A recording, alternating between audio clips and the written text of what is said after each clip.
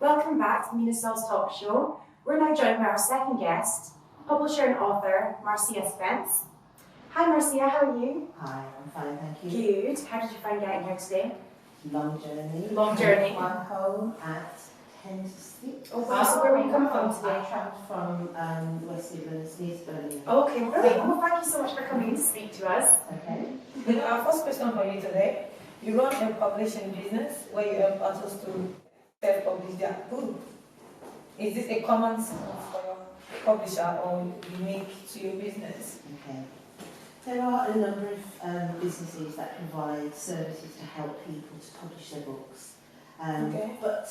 So we provide from the idea right through to publishing and promoting the book.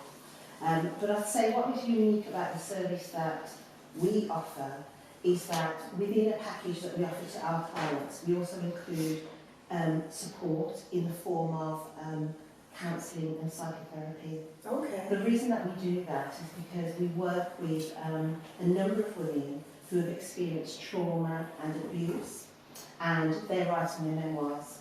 And so through my own personal experience when I wrote my memoirs, is that I had to go deep and pull out of myself issues and experiences and traumas that had affected my mental health. Yeah.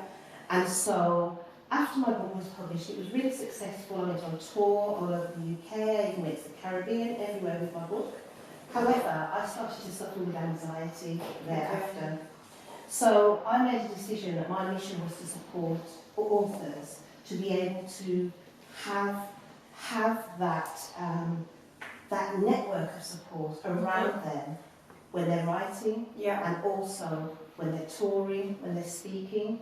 Because once your personal story gets out into the public arena, it is a really, really brave and courageous act. And it is difficult, not only in terms of the reaction of strangers, but particularly the response of your family, your friends and your community. And so that can leave writers extremely vulnerable. You know, writing is quite a lonely place to be. When you're writing, you need quiet, you need time on your own, and so writers become isolated anyway. So what we offer at Marcia Publishing House is this holistic service that supports the author right the way through. Wow, that's very And you good. yourself, you're an author, I am. you've published a few books. Yeah. And you've been quoted saying that you found that the experience, like you've sort of touched upon, sort of goes into your subconscious and maybe things that have been quite traumatic in your life. So have you found, being an author sort of therapeutic to those things, or helpful in some way? What I understand is that writing is therapeutic. It's cathartic. People say it pulls things out and you can get it out. And I would say that definitely the process of getting your story out there on paper can be good for you. And like with anything, it's just about, with anything that's good, it's about how it's handled. If you handle it with caution, that it's about your timing as well. So you may have been through a trauma, and straight away you want to start writing and putting it out into the public. But perhaps getting it out to the public, it may not be the right time at the beginning. But everyone's different. So again, the way that we work. So I'm saying yes, writing, there are huge benefits to writing. There are huge opportunities that when you put your story down on paper, it is then reflected back to you. And then you go through a process of evaluation. So one of my books, my memoir, Geraldton's Pearl, I wrote this in 2015. And this tells my story from before birth up to the age of 48. And it covers a number of episodes and a number of traumas. Now, I started writing that book over a period of 10 years before I actually published it. However, since publishing that book and since it being out in the public, but also since me being able to even read the book myself, I've gone through another period of processing, and another period of healing, and another period of development for myself. And the story itself has changed. So where I'm at now, some of the chapters in there, I have a completely different perspective. Yeah. And so, I mean, that book is part of the trilogy. So I'd say that writing is, it's just a fantastic, it's a gift. It is a gift. Yeah. And it's therapy, okay? And alongside that, we then provide additional therapy to take the author through that process. So I know that many of the authors that I work with, I mean, I'm a trained coach. Previously I was a social worker. And then I have registered counsellors and other types of professionals on my team. Wow. And when authors go through our publishing house, one of the things they say, when the book comes out, they're really happy. Yeah. But then they'll say, do you know something? The support, the development that we have had through this process, I feel transformed. Like a different person who wrote the initial book. Definitely. Yeah. Because our editorial team, we ask questions about what the author's writing, to look for authenticity, to look for consistency, to actually examine, you know, somebody may say one thing, but then we're saying, what do you mean by that? Yeah. Is that really what you meant to say? Where does this come from? So we have that exploration within the editorial team. In addition to that, alongside that, confidentially, another member of our team is providing counselling that will help the author through that process and enable authors to open up. Because often we keep on blocks, so you speak about writer's block, but there's also that emotional barrier that's there, that there's the true story, sometimes when we work with people, doesn't actually come out till we're like 6 months down the line. So Do do you you often find that maybe they thought they were just going to sort of birth one book, but then maybe then want to go on to do numerous, because obviously they find more out or explore more about themselves than they initially had. In fact, yes. I mean, it spirals into lots of things. So we've had people come with 3 books, and then when we've assessed it, we decide, actually, this is one book. One book and a whole, and then we again assess, and we also look at who are the potential readers, who are marketing it to. And so our teenagers are going to really pick that up if it's got tiny fonts and things like that. So we really look into providing a really, let's say, holistic service for people covering everything. Who will be reading it and who's writing it. Yes. Brilliant. Yeah. So how did you get into the business of publishing? Through writing. And I am really, really new. I'm a baby in this field. Although, as a child, I'm a baby. I'm 50. I've celebrated my 50th this year, and my business is new. And the thing is, I wrote as a child, and I wrote plays, I wrote books, I did lots and lots of things as a child. And then, as I became an adult, I had to become a real adult and I became a professional. And so I was managing services, and my creativity was put away.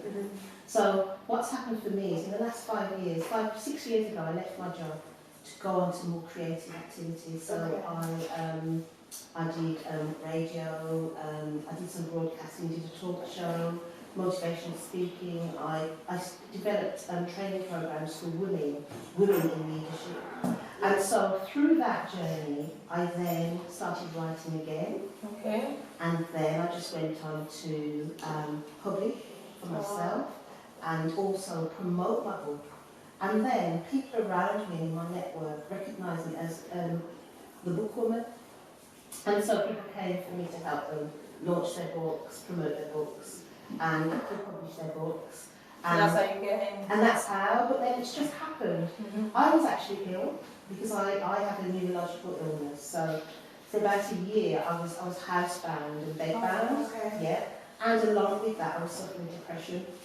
And so a lot of the work that I did in my business, I couldn't pursue because I was ill. I couldn't leave my house. With my illness, I get pain in my face and I couldn't speak and things like that. So I couldn't actually go out to work. And so, but I had a laptop and I was in my bed. So you could do And that. there was social media Yeah. and there was email. And I wrote and then I helped people, I edited their books, I did work for my bed. So then sometimes, if I wasn't well or if I had medication, I would probably sleep all day and then work on books all night. But it didn't matter. At least you were still you were still progressing. And then that's how this business has just grown. Wow, And it was me in my bed, and then it became me in my kitchen, then it was me in my conservatory, then it was someone coming to help me in my conservatory, then it was another 2 people to help me, and people just kept coming, and now we work all across the UK. We've got clients, lots of clients, London-based, Liverpool, Manchester, Bristol, Dorset, all over the place. We have clients that we're working with, and even the Caribbean. We went to Jamaica in January to interview a woman about her story about domestic abuse, and we're writing her story. We're travelling to Ireland next month, and Cyprus. We're busy, and this came from so how this happened was really, it was given to me as a gift. This was given to me. But what happens is that all of the training and all of the things I've done before are all incorporated into this business. So every skill, every talent, every qualification that I have are utilised within this business. And so my skills in project managing and so on, or within this, my coaching, everything. But also my team. I'm just truly blessed by this, and it's actually not something that I can hold back. It's just taken on a life form in itself, and it is a wonderful, wonderful way to live. So our topic question for you today is about obviously social media. Okay. So in what way do you think that social media is positively or negatively affecting the society? I actually wrote a book, I haven't published it yet, called Why I Divorced Social Media. Although I'm kind of like, what is it now? We speak now, but we just get divorced. And so social media can be phenomenal and has been phenomenal, definitely for my businesses. As a platform for me to raise my profile, it's been magnificent. And to sell your books as well. Magnificent, yeah, and even before the books, it's been magnificent. Because a huge majority of clients that I have, I've met them through social media. That's brilliant. But I've also had bad experiences. I've met not so nice females and not so nice males through social media. Which you could do if you bumped into them in the supermarket as well, you know. And so there may be people who are physically in my life, but on social media, I won't connect with them because I don't want to be seen that in my phone. I've got my phone in my hand. And I don't want to see that. Yeah. I think the other thing with social media, you know, I have children, I have grandchildren. My youngest daughter is 17, and what I also see is that the way that for young people wanting to change, I mean, we all want to, you know, change the way we look and glam up and stuff. But there's so much pressure because you see these Instagram girls and the Snapchat and things, and I think, you know, we're in a society where everything's filtered, so nothing is real. People easily get carried away. Nothing is real. Even if you didn't have any hair extensions or eyelashes or no makeup on, but you can take a picture for social media, and a filter can transform the way you look. Yeah. You know. And so we live in a place where yes, you can be looking at other people's lives, and you start to feel inadequate. It starts to affect your self-esteem. It starts to make you think, you know, there's something wrong with me.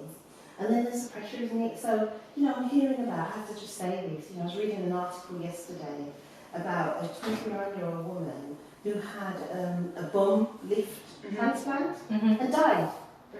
And I'm thinking, well, you know, so many people are doing this. You know, and I say a lot of that is down to what's happening in social media. I would say media, but social media, what I think is dangerous about it, it's right there in your hands, and like, especially for you young people, you know, when I was young, you know, when you come home from school or when you come home from college, you're at home. Nothing from outside is going to really infiltrate your peace when you're in your bedroom, other than, you know, and if your friends phoned, for me anyway, they'd phone the house phone, you have to go downstairs and speak to them. So when you're in your bedroom, you're safe.